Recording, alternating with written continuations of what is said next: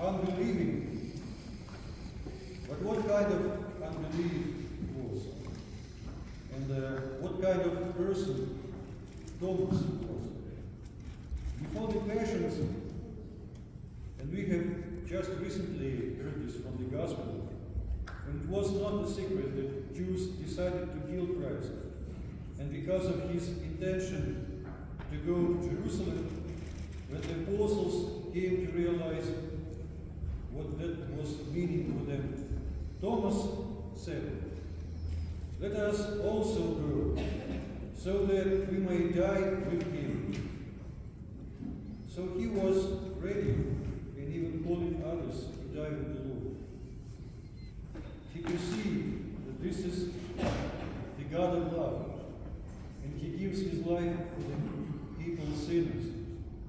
And Thomas was ready to humble himself with the Lord, even to death. So Thomas had a good foundation for faith. But we still call him unbelieving, just additionally in some of our liturgical texts, just like we call the younger son of the father, who repented a prodigal son, though he is now a penitent son. And today we think about the faith, and how did the unbelieving becomes believing. So the question is, what can bring us to faith?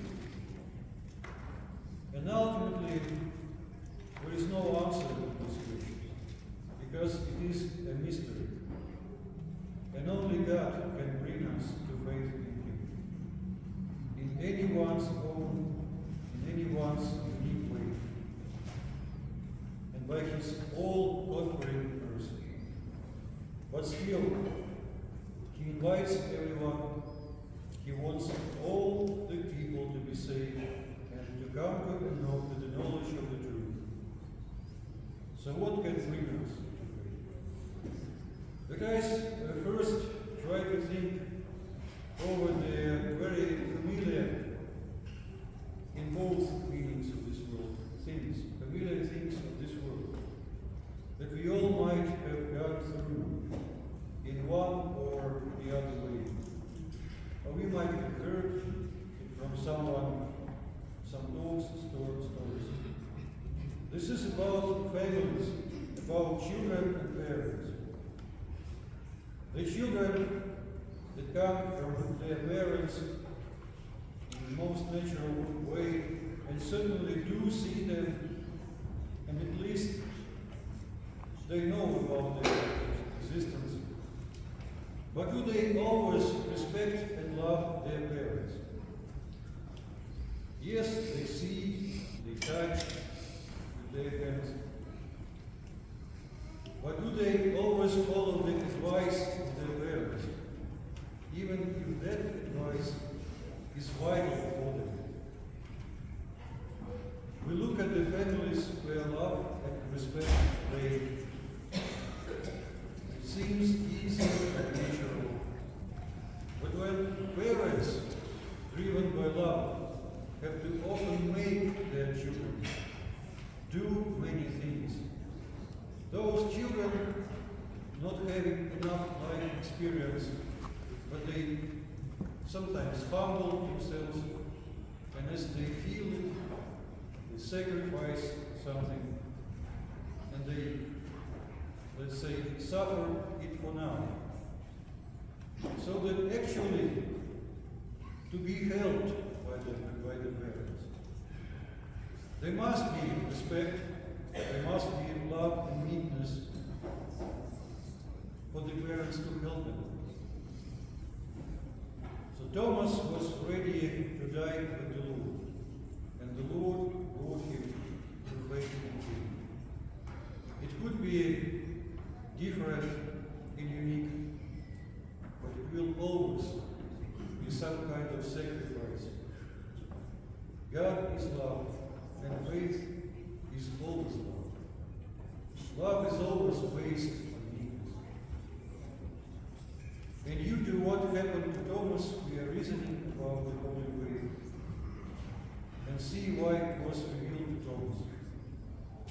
Because we could remember also another kind of people who both saw Christ and heard the gospel proclamation. And let us remember even the people who mentioned in the gospel of yesterday.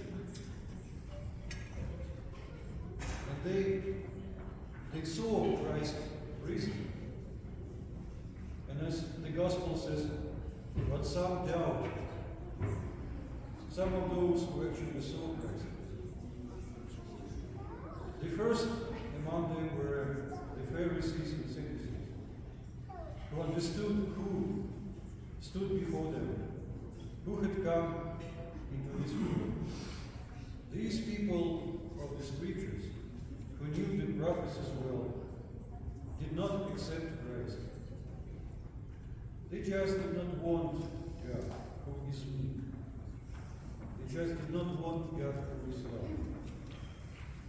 And we should be very careful not to fall into the same temptation, which is not always easily noticeable and could also be of many kinds.